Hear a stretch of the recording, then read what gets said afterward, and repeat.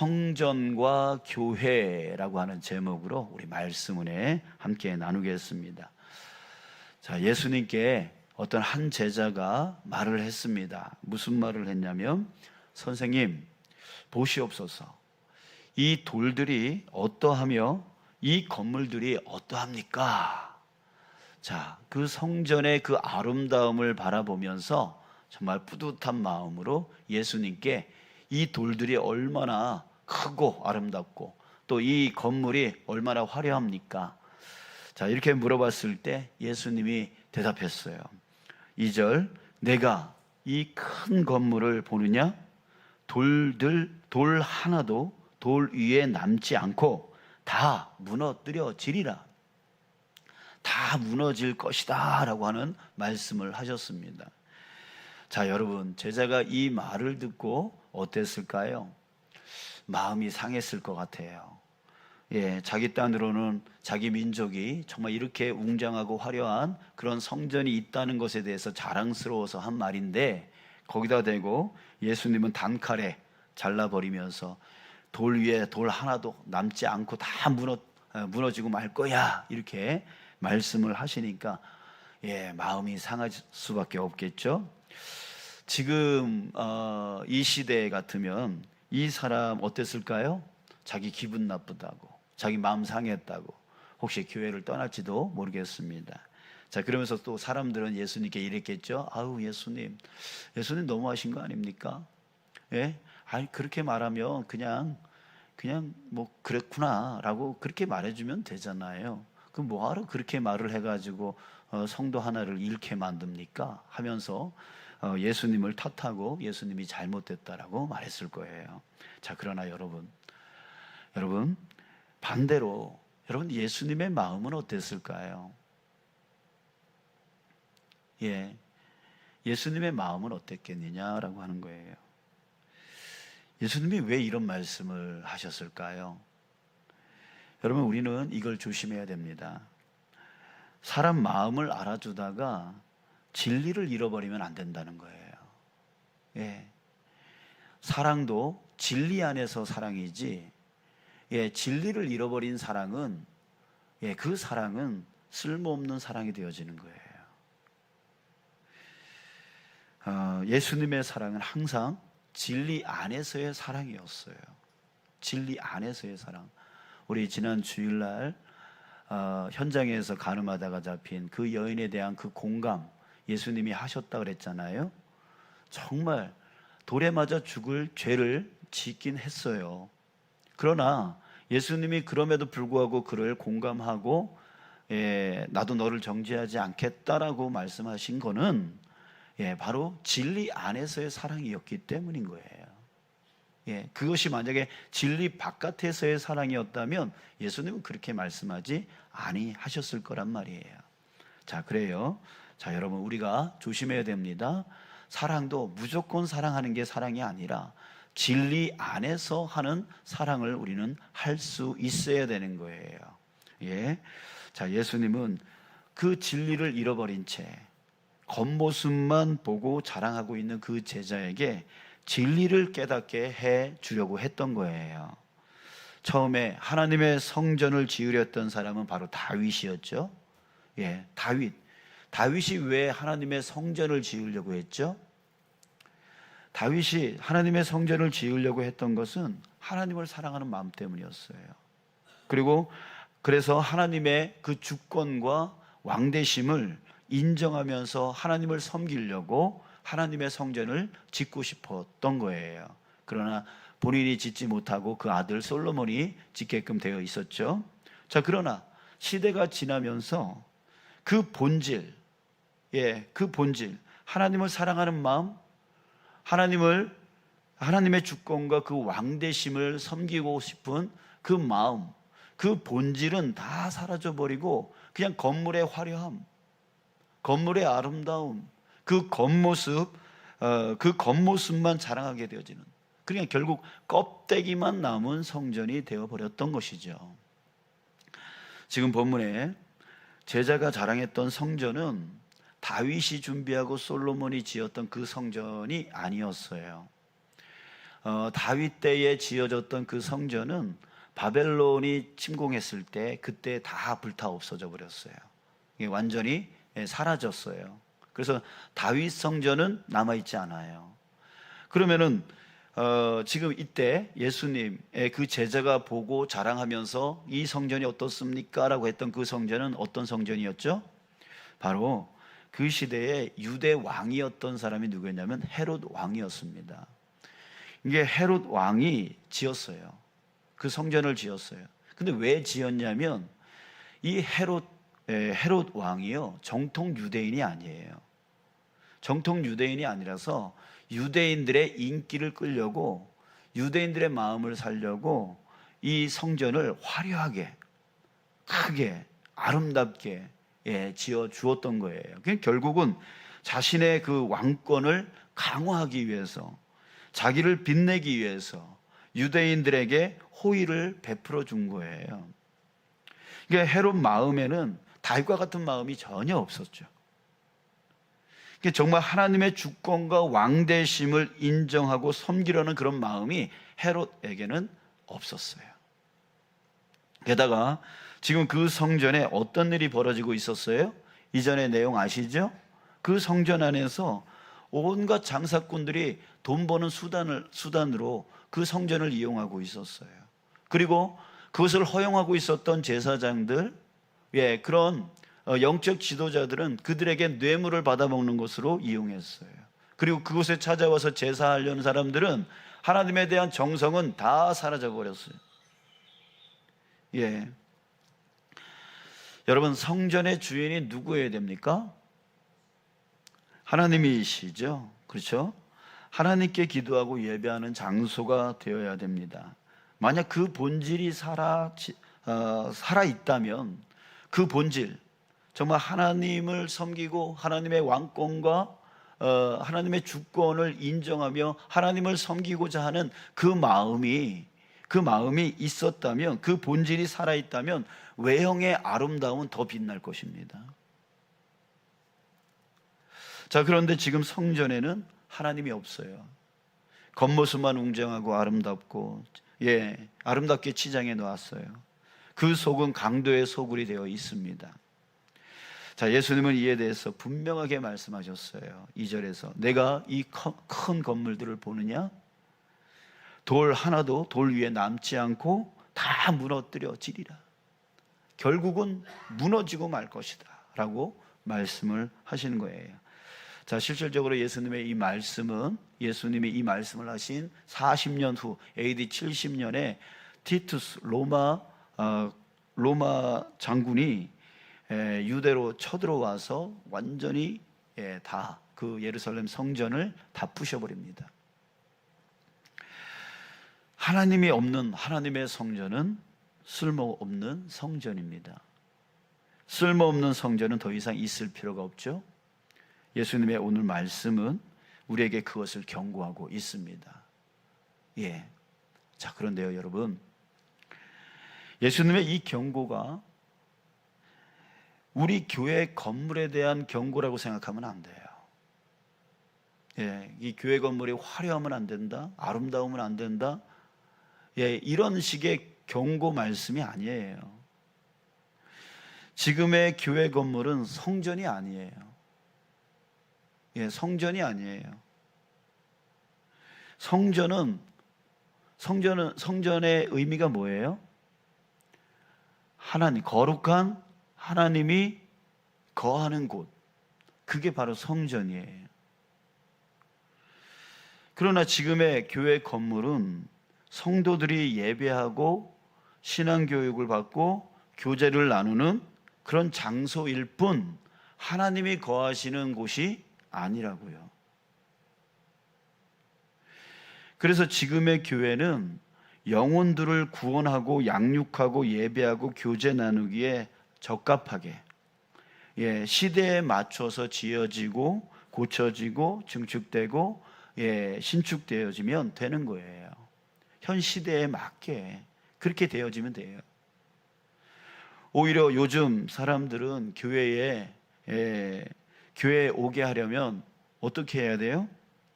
시대 눈높이에 맞춰야 돼요.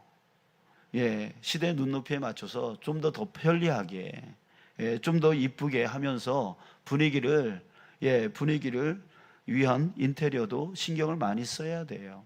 왜? 요즘 사람들의 눈높이가 다 이렇게 올라와 있으니까.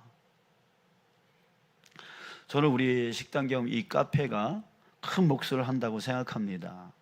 이게 점점 우리 많은 성도님들이 함께 교제 나누면서 식사하는 모습들을 보게 되어지고요. 또 모여서 커피 마시면서 서로 즐겁게 교제 나누는 모습들을 보게 되어지는데, 특히 우리 남자 성도님들이 정말 삼삼오오 이렇게 모여가지고 교제 나누는 모습들이 점점 확장되어져 가고 있는 것 같아요. 제가 처음 이 교회 왔을 때는 예배만 드리면 강물 빠져나가듯이 그냥 싹 빠져나가고 그렇게 되었었는데, 지금은 정말 교회가 전 주일이 너무 좋아요. 시끌벅적하고 서로 교제 나누고, 그렇게 정말 교회에 머물기를 좋아한다라고 하는 것은 정말 좋은 일들인 것이죠. 자, 그리고 지난 주일부터 어제 화요일까지 우리 원주 양문교회의 어린이들이 이 교회에 와가지고 성경학교를 진행했는데, 우리 선생님들과 우리 어린아이들이요 참 얼마나 좋아하는지 몰라요. 이 밑에 이 카페에서 정말 그 프로그램을 진행하는데 얼마나 좋아하는지 그 아이들의 모습을 보면서 제가 희망을 가져요. 우리 교회에 이 장소를 통하여 정말 우리 교회가 저희 교회학교가 부흥의 발판이 되어질 수도 있겠구나, 이런 희망을 보게 되었습니다. 또 우리의 변화가 이 지방에 있는 많은 목사님들과 또 장로님들에게도 도전을 줬다라고 저는 생각이 들어요. 왜냐하면 우리 교회 방문하신 목사님들 또 장로님들이 저한테 어떻게 이렇게 할 수 있었냐고. 그래서 할 수 있었느냐가 중요한 게 아니라 저는 이것이 만들어짐으로 인해서 우리 교회의 변화에 대해서 그 목사님들과 장로님들에게 말씀을 해드렸어요. 그랬더니 그 분들께서 이런 장소의 필요성에 대해서 깨닫고 돌아가시는 것을 제가 보았습니다. 자, 여러분, 옛날에는 비닐하우스에서 모여도 부흥하는 때가 있었습니다.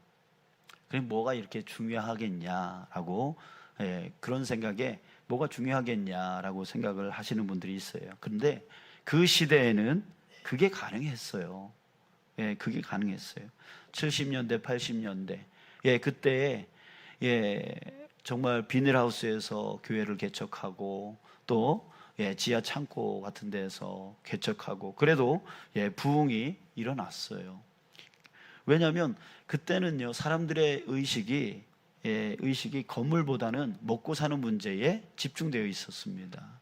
자, 그러니 저 교회에서 저 교회 가면 축복을 많이 받는데 라고 소문이 나면 건물이 어떻든 간에 상관없이 그냥 축복 많이 받는, 먹고 사는 것에 급급하다 보니까 저 교회 가면 축복 많이 받는데, 이거 사람들이 모이는 거예요. 지금 여의도 순복음 교회가 바로 그때 그렇게 부흥하게 되어진 거예요. 그 당시에 있는 그 세대의 목회자들은 그렇게 부흥을 일으켰죠. 그리고 또 90년대에 또 부흥을 일으킨 많은 교회의 중심에는 성경 공부에 있었어요. 왜냐하면 7, 80년도에 많은 분들, 이제 어르신들이 열심히 일을 했죠. 그래서 경제가 발전되었죠.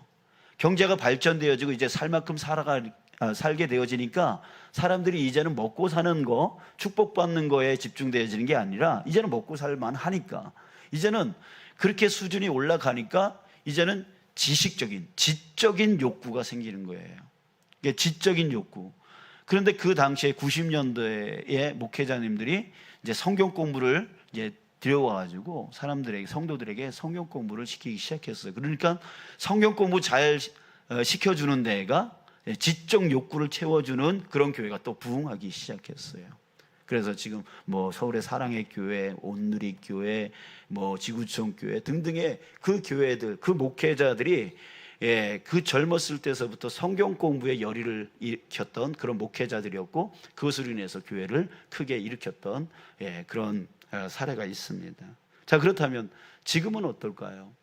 지금은 사람들의 지적 수준도 이제는 향상이 되었어요. 거의 대부분이 이제 대학교를 다 나오신 분들이 대부분이 많아요. 자, 그래서 이제는 성경 공부를 시켜도 다 알아요. 다 알고, 성경 공부 시키면 자기 그게 수준이 안 맞으면 또 자기 믿음에 도움이 안 된다고 또 떠나요. 이런 시대까지 왔어요. 이렇게 발전되어져 왔단 말이죠. 자, 그런데 지금 이 시대에 지금 우리 어린아이들만 쳐봐도 지금 어린아이들은 최첨단의 기계를 사용하고 있습니다. 그죠? 최첨단의 기계를 사용하고 있어요. 자, 그렇다면 그 어린 영혼들이 정말 소중한 영혼들이고, 그 영혼들을 우리가 구원해 내려고 한다면 이 교회 건물은 어떻게 되어야 되겠어요? 우리가 옛날에 비닐하우스에서도 부흥했는데 뭘 그러냐, 이런 식으로만 생각하고 있어야 되겠어요? 아니죠? 여러분들이 정말 이 교회 학교가 부흥되어지길, 또한 이 교회가 이 지역에 저 죽어진 영혼들을 주님께로 인도하는 것이 우리의 사명이라고 한다면 정말 이 교회 건물은 이렇게 두면 안 되는 거죠. 계속해서 시대에 맞춰서 계속 발전시켜 나가야 되는 거예요. 발전시켜 나가야 되는 거예요. 자, 여러분, 저는 지금의 교회와 예전의 성전이 다르다는 것을 여러분들에게 말씀드리고 싶은 겁니다. 이 교회 건물은 예전에 말했던 성전이 아니에요. 교회 건물은 시대에 맞춰서 발전되어져 나가야 된다는 거예요. 사람들의 수준에 맞춰서 발전시켜 나가야 된다는 거예요. 자, 그렇다면 지금 거룩한 하나님이 거하시는 곳, 그곳은 어디라고 말하는 겁니까? 거룩한 하나님이 거하는 곳, 그곳이 어디라고 말해요? 여러분 다 알고 있잖아요. 사도 바울이 고린도전서 3장 16절에서 이렇게 말하고 있습니다. 너희가 하나님의 성전인 것과 하나님의 성령이 너희 안에 계시는 것을 알지 못하느냐. 또 고린도전서 6장 19절, 너희 몸은 너희가 하나님께로부터 받은 바 너희 가운데 계신 성령의 전인 줄을 알지 못하느냐. 너희는 너희 자신의 것이 아니라. 자, 뭡니까? 바로 우리가, 나 자신이 뭐라는 얘기예요? 성전이라는 거예요. 하나님이 어디 거하시냐면 이 건물 안에 있는 게 아니에요. 하나님의 성전은 예수님이 십자가에 못 박혀 죽으실 때 찢어졌어요. 그 휘장이 찢어지면서 성전이, 건물로서의 성전은 사라져버린 거예요. 이제 그 성전은 어디를 말하는 거냐면 바로 우리 자신이 바로 하나님의 성전이에요. 하나님이 지금 어디 계시냐? 어디 계십니까? 성전인 여기 계시는 거예요. 이게 너무나 중요한 거예요. 중요한 거예요.